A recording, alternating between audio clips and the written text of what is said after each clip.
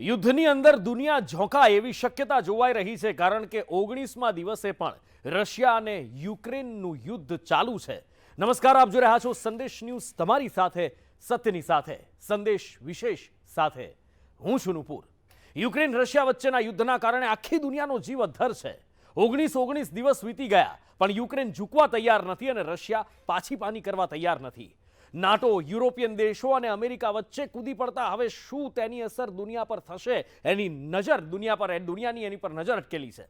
પ્રતિબંધોથી રોષે ભરાયેલા રશિયાએ સ્પેસ વોરની ચીમકી ઉચ્ચારી છે. સ્પેસ વોર થાય તો દુનિયાના અનેક દેશના સેટેલાઇટ્સ તૂટી પડે, દુનિયાભરની સંચાર વ્યવસ્થા ખોરવાય તેવી સ્થિતિ જન્મે. તો બીજી તરફ યુક્રેન પર દિવસ રાત રશિયાના હુમલા ચાલુ છે. હજારો સૈનિકોના મૃત્યુ થયા છે, ઇમારતો ખંડેર બની ગઈ છે, યુક્રેનના શહેરોમાં માતમ અને તબાહી જોવા મળી રહી છે. લાખો લોકો હિજરત કરવા મજબૂર બન્યા છે, પણ યુદ્ધ થંભવાનું નામ નથી લઈ રહ્યું.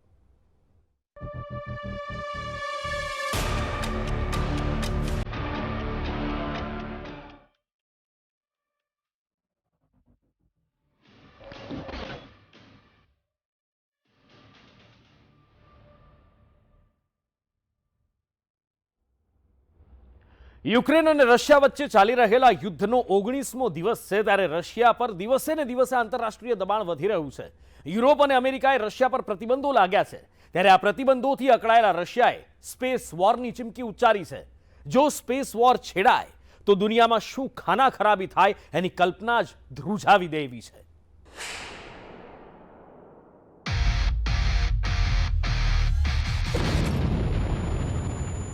યુક્રેન અને રશિયાના યુદ્ધથી સતત વધતી ચિંતા.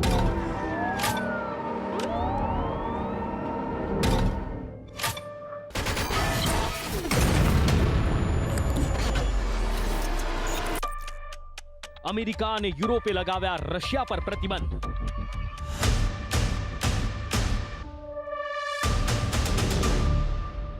વિશ્વભરના દેશોના પ્રતિબંધોથી અકળાયું રશિયા.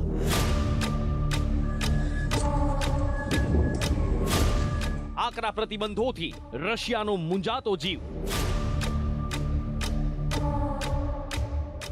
રશિયાએ સ્પેસ વોરની ઉચ્ચારી ચીમકી.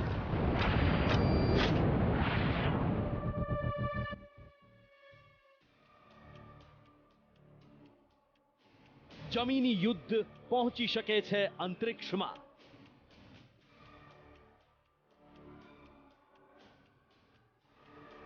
દુનિયાના અનેક દેશોના જીવ ચોંટ્યા તાળવે.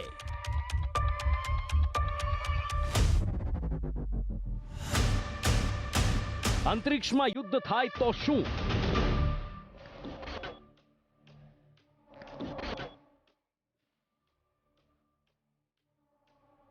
કેવી ખાના ખરાબી સર્જાશે સ્પેસ વોરથી?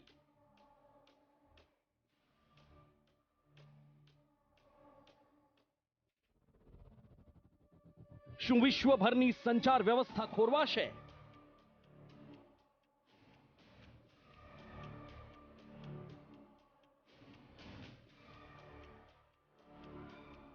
શું આવશે સ્પેસ વોરનો અંજામ? ફરી 150 થી 200 વર્ષ પહેલાનો યુગ આવી જશે.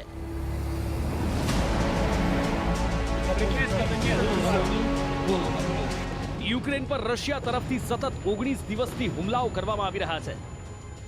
બીજી તરફ આ યુદ્ધમાં રશિયાની સામે પડવાની હિંમત કોઈ નથી કરી શકતું. નાટો તો ઠીક, અમેરિકા પણ નહીં.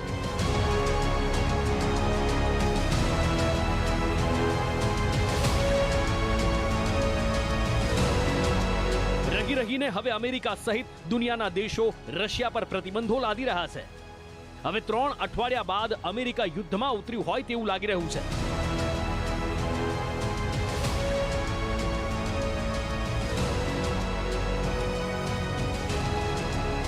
ત્યારે આ પ્રતિબંધોથી અકળાયેલા રશિયાએ સ્પેસ વોરની ચીમકી ઉચ્ચારી છે.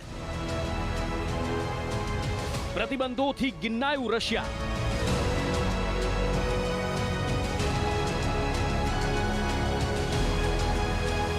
સ્પેસ વોર છેડવાની ઉચ્ચારી ચીમકી. રશિયાની સ્પેસ એજન્સી રોસ્કોમોસે નાસા અને અન્ય આંતરરાષ્ટ્રીય ભાગીદારોને પત્ર મોકલી પ્રતિબંધો હટાવવાની માંગણી કરી છે. પત્રમાં ચેતવણી આપી છે કે જો પ્રતિબંધો હટાવવામાં નહીં આવે તો ઇન્ટરનેશનલ સ્પેસ સ્ટેશનને નુકસાન થઈ શકે છે. પ્રતિબંધોના કારણે ઇન્ટરનેશનલ સ્પેસ સ્ટેશન કોઈ પણ સમયે ભારત અથવા ચીન પર પડી શકે છે. ઇન્ટરનેશનલ સ્પેસ સ્ટેશનની હિલચાલને માત્ર રશિયન એન્જિન જ નિયંત્રિત કરે છે. રશિયાની આ ધમકીથી એવી ભીતિ સર્જાઈ છે જાણે સ્પેસ વોર છેડાઈ જાય. અંતરિક્ષમાં હાલ હજારો ઉપગ્રહ તરી રહ્યા છે. તેને તબાહ કરવા માટે યુદ્ધ થાય તો શું થાય એની કલ્પના માત્રથી જ કાપી જવાય એવું દ્રશ્ય ઉપસે છે.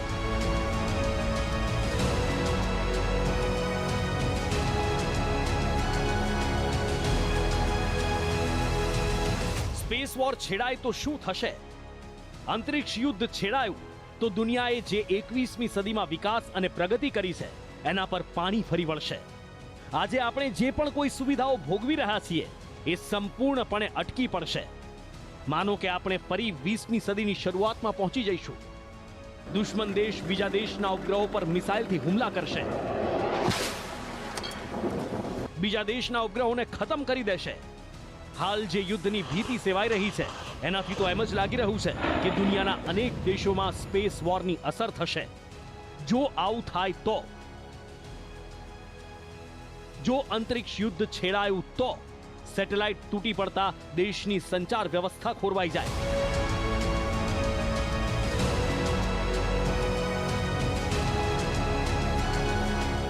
તમામ ડીટીએસ કામ કરવાનું બંધ કરી દેશે. ઇન્ટરનેટ સેવા ઠપ થઈ જશે.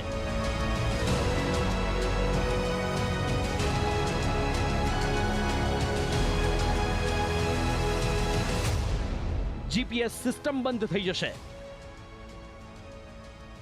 હવામાં ઉડતા વિમાન પોતાની દિશા ભટકી જશે.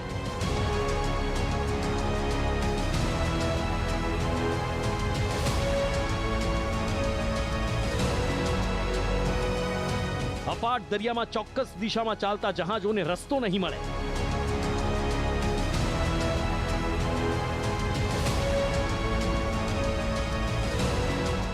બેન્કિંગ સેવા ઠપ થઈ જશે. ડિજિટલ લેવડ દેવડ બંધ થઈ જશે.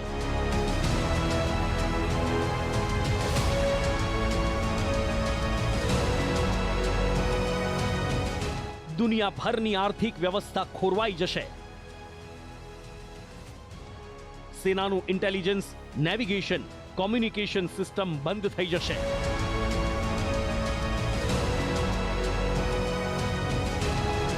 જમીન, હવા કે પાણી કોઈ પણ ક્ષેત્રમાં દુશ્મનને જવાબ આપવો અસંભવ થઈ જશે. આ ઉપરાંત મોસમની ભવિષ્યવાણી નહીં થઈ શકે.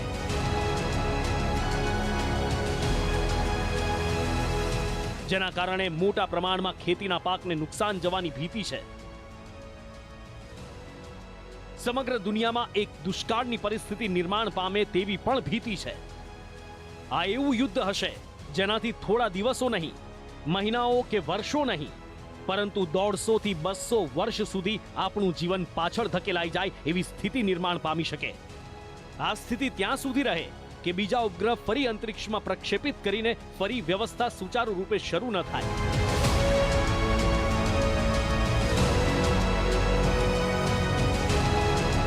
અંતરિક્ષમાં તરતા ઉપગ્રહને નષ્ટ કરવા માટે એન્ટી સેટેલાઇટ વેપનની જરૂર હોય છે અને તેને પૃથ્વી પરથી લોન્ચ કરવામાં આવે છે. એવું મનાય છે કે દુનિયાના અનેક દેશો પાસે આ ટેકનોલોજી છે, પરંતુ હાલમાં તો અમેરિકા, રશિયા, ચીન અને ભારત જ એન્ટી સેટેલાઇટ વેપનનું સફળ પ્રક્ષેપણ કરી ચૂક્યા છે. ભારતે હજી 3 વર્ષ પહેલા જ એક મિસાઇલથી પૃથ્વીથી 300 કિલોમીટર ઊંચાઈ પર પોતાના એક નિષ્ક્રિય સેટેલાઇટને તોડી પાડ્યો હતો. આધુનિક યુગમાં એન્ટી સેટેલાઇટ વેપન પારંપરિક યુદ્ધની પરિભાષાને સંપૂર્ણ રીતે બદલી શકે છે, કારણ કે હવે દુશ્મન દેશને ઘૂંટણીએ પાડવા માટે મોંઘા ફાઇટર જેટ, સબમરીન અને યુદ્ધ જહાજોથી હુમલા કરવાની જરૂર નથી. આ કામ અંતરિક્ષમાં તરતા સેટેલાઇટને નષ્ટ કરીને થોડી જ ક્ષણોમાં કરી શકાય છે.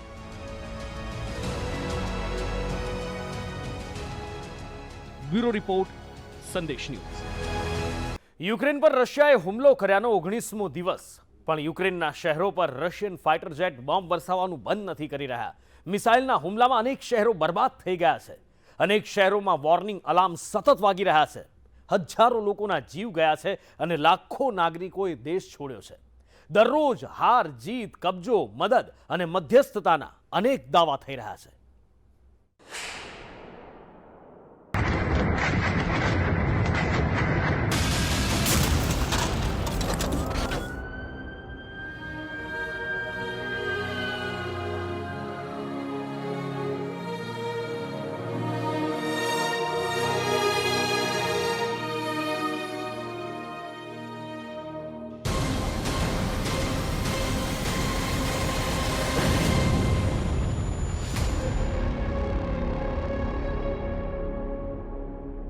યુક્રેનમાં છેલ્લા 19 દિવસથી ભીષણ યુદ્ધ.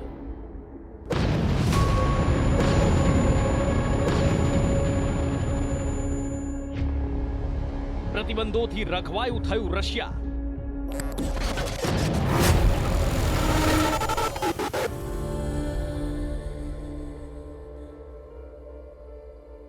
દરરોજ ફાઇટર જેટ વરસાવી રહ્યા છે બોમ્બ.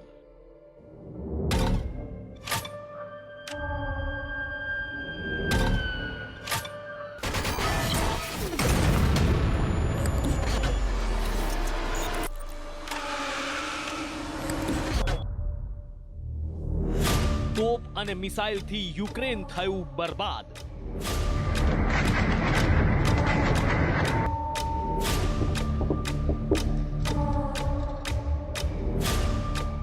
ભડકે બળતા યુક્રેનના અનેક શહેરો.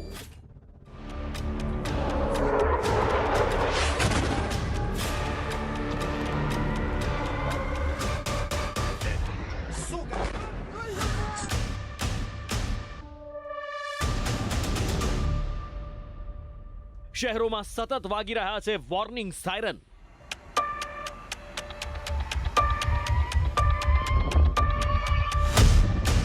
શેલિંગથી શહેરોમાં ચારે તરફ તબાહી જ તબાહી.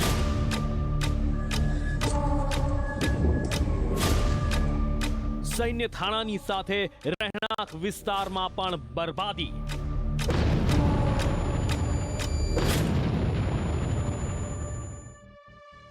ડોનેટ્સ્ક અને લુહાન્સ્ક શહેરોમાં ભારે નુકસાની.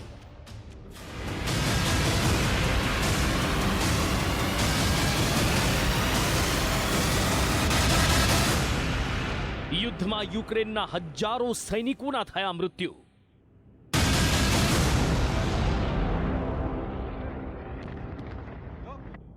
અમેરિકાની ચીમકી સામે રશિયાની ધમકી. નાટોનો પગપેસારો રોકવા રશિયાએ યુક્રેન પર ચઢાઈ કરી છે. 19 દિવસ વીત્યા બાદ પણ હજી યુદ્ધ થંભવાનું નામ નથી લેતું.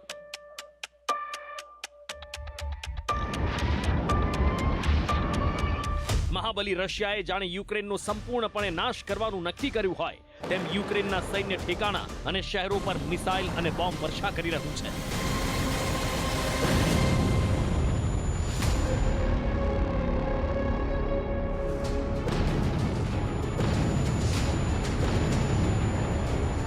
બીજી તરફ રશિયાને રોકવા માટે નાટો અને અમેરિકા પગલાં લઈ રહ્યું છે, પણ રશિયા તેને ગાંઠતું નથી. અમેરિકા અને નાટોની ચેતવણી સામે ધમકી આપી રહ્યું છે. યુદ્ધની સ્થિતિમાં દાવાઓનું બજાર ગરમ. યુદ્ધમાં Russia, Ukraine, NATO, United Nations અને અમેરિકા તરફથી દરરોજ અલગ અલગ દાવા કરવામાં આવી રહ્યા છે. સૈનિકો મારવાના દાવા, યુદ્ધમાં મદદના દાવા, શહેર પર કબજાના દાવા, નાગરિકોની હત્યાના દાવા અને ત્યાં સુધી કે યુક્રેન જૈવિક હથિયાર બનાવતું હોવાના દાવા પણ થઈ રહ્યા છે.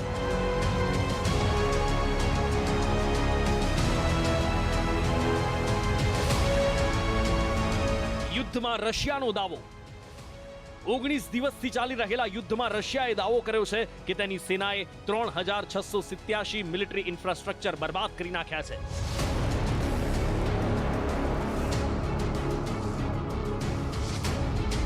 સાથે જ યુક્રેનના 3000થી વધારે સૈન્ય ઠેકાણા બરબાદ કર્યા છે.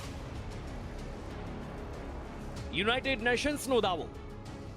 યુનાઇટેડ નેશન્સે દાવો કર્યો છે કે 10 માર્ચ સુધીમાં 549 લોકોના મૃત્યુ થયા છે અને 975 લોકો ઇજાગ્રસ્ત થયા છે. મૃતકોમાં 26 બાળકોનો પણ સમાવેશ થાય છે. યુક્રેનમાં સૌથી વધુ નુકસાની ડોનેસ્ક અને લુહાન્સ્કમાં થઈ છે. યુદ્ધમાં હજારો સૈનિકોના થયા મૃત્યુ.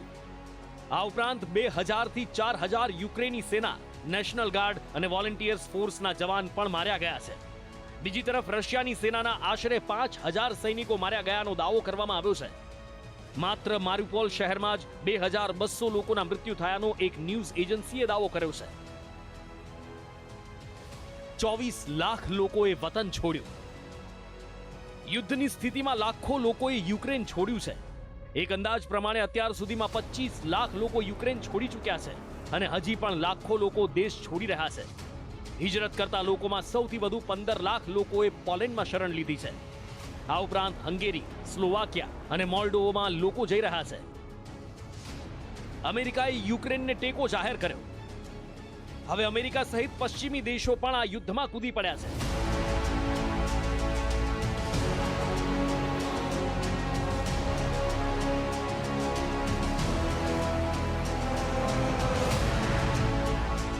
અમેરિકાના રાષ્ટ્રપતિ જો બાઇડને કહ્યું છે કે પુતિન જીતી નહીં શકે.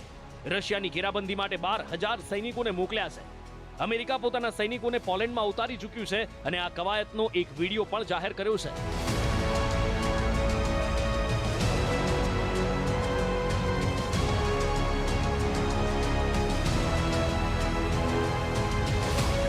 રશિયન બોર્ડરના લાત્વિયા, એસ્ટોનિયા, લિથુઆનિયા અને રોમાનિયામાં સેના મોકલી છે. તો સામે રશિયાએ પણ દાવો કર્યો છે કે અમેરિકાએ યુક્રેનને જૈવિક હથિયાર બનાવવા માટે પણ આર્થિક મદદ કરી છે.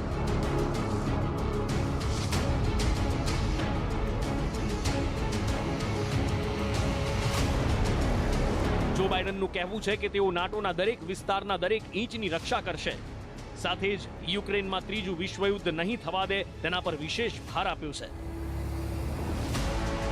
વાતચીત વચ્ચે પણ યુદ્ધ ચાલુ. યુક્રેનને ઘૂંટણીએ પાડવા માટે રશિયા પ્રયત્નશીલ છે અને આ માટે અત્યાર સુધી 4 તબક્કામાં વાતચીત યોજાઈ છે. બીજી તરફ રશિયા દ્વારા યુક્રેનના શહેરો પર હુમલા પણ સતત કરવામાં આવી રહ્યા છે.